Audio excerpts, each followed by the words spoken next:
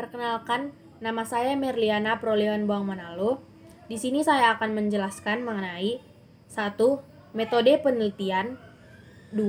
Latar belakang, dan yang ketiga yaitu abstrak. Yang pertama, saya akan menjelaskan tentang metode penelitian. Metode penelitian merupakan sebuah tata cara yang menentukan proses penelusuran apa yang ingin digunakan. Metode adalah sekumpulan kegiatan, peraturan, serta produser yang dipakai oleh peneliti suatu disiplin ilmu. Selanjutnya, jenis-jenis metode penelitian. 1. Metode histori. Metode ini rekonstruksi terhadap masa lampau secara sistematis dan objektif. Hal ini menggambarkan kejadian masa lalu yang kemudian digunakan untuk menjadi proses pembelajaran masyarakat sekarang. 2. Metode deskriptif. Metode ini merupakan menggambarkan objek atau subjek apa adanya dengan tujuan menggambarkan fakta dan fakta objek yang diteliti secara tepat. 3. Metode perkembangan. Metode ini bertujuan untuk situasi pola pertumbuhan atau perubahan waktu. 4. Metode kasus. Metode ini bertujuan untuk mempelajari secara komprehensif tentang keadaan sekarang. 5. Metode korelasional. Metode yang bertujuan untuk mengkaji tingkat keterkaitan antara variasi suatu faktor dengan variasi faktor lain. Yang keenam, metode eksperimental. Metode yang bertujuan untuk mengetahui adanya kemungkinan hubungan sebab akibat, cara melakukan kontrol atau kendali. 7. Metode kausal komparatif. Metode untuk alasan kemungkinan hubungan sebab dilakukan dengan pengamatan pada data dari faktor yang diduga menjadi penyebab sebagai pembanding. 8. Metode tindakan. Metode ini bertujuan untuk mengembangkan keterampilan baru atau pendekatan baru dan diterapkan langsung serta dikaji hasilnya. 9. Metode kuantitatif.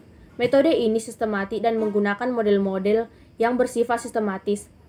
Penelitian kuantitatif dapat bersifat deskriptif berdasarkan hubungan antar variabel dan asosiatif. 10. Metode kualitatif. Metode penelitian ini berfokus pada pemahaman terhadap fenomena sosial yang terjadi di masyarakat. Penelitian menggunakan perspektif dari persipan sebagai gambaran dalam proses hasil penelitian, misalnya metode naratif, fenomenologi, grounded, dan etnografi dan studi kasus. Selanjutnya, langkah-langkah sistematis metode penelitian.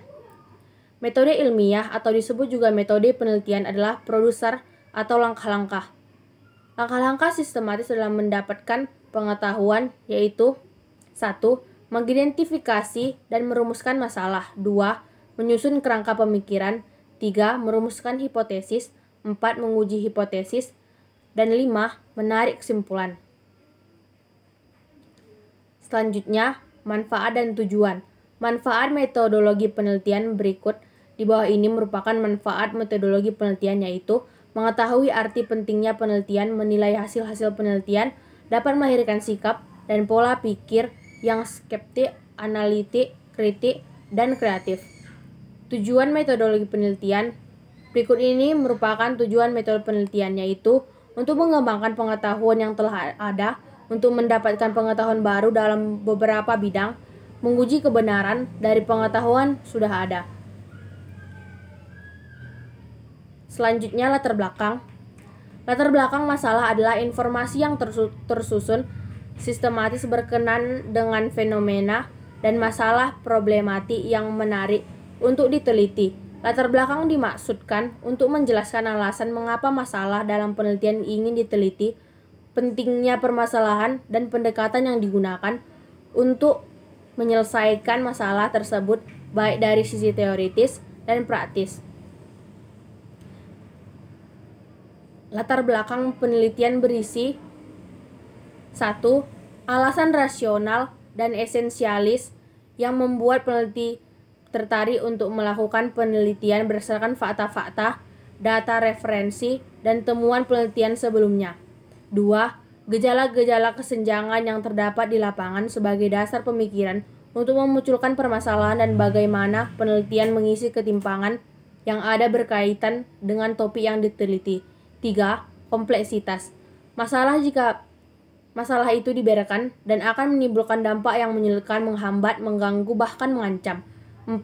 Pendekatan untuk mengatasi masalah dari sisi kebijakan dan teoritis. 5. Penjelasan singkat tentang kedudukan atau posisi masalah yang diteliti dalam ruang lingkup bidang studi yang ditekuni peneliti. Langkah-langkah membuat latar belakang. 1. Pada bagian awal latar belakang adalah gambaran umum tentang masalah yang akan diangkat, dengan model piramid terbalik untuk gambaran umum tentang masalah mulai dari hal global sampai mengerucut fokus pada masalah inti, objek serta ruang lingkup yang akan diteliti. 2. Pada bagian dengan ungkapan fakta, fenomena, data-data, dan pendapat ahli berkenaan dengan pentingnya masalah dan efek negatifnya. Jika tidak segera diatasi dengan didukung juga teori dan penelitian terdahulu. 3.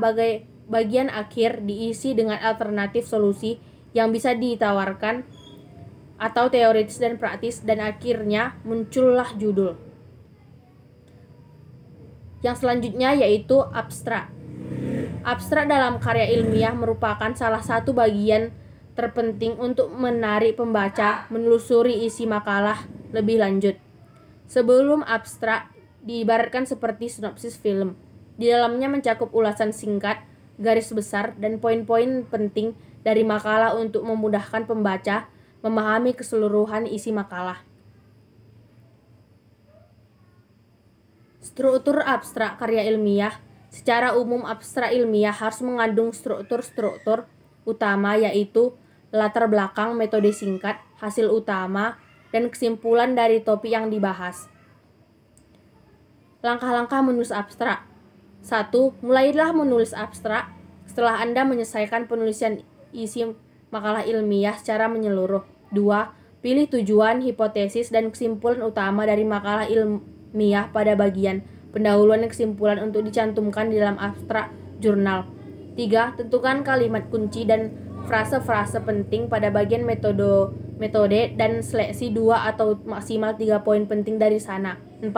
Identifikasi hasil utama dari makalah ilmiah yang ditemukan pada bagian hasil. 5. Susunlah kalimat dan frase yang telah ditentukan ke dalam satu paragraf dengan urutan pendahuluan, metode, hasil, dan kesimpulan. 6. Eliminasi informasi-informasi tambahan dengan hanya fokus menulis hal-hal berikut.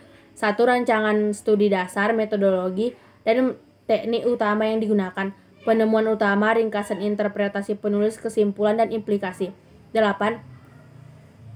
Periksa kembali konsistensi antara abstrak dengan isi dari makalah ilmiah yang dibuat.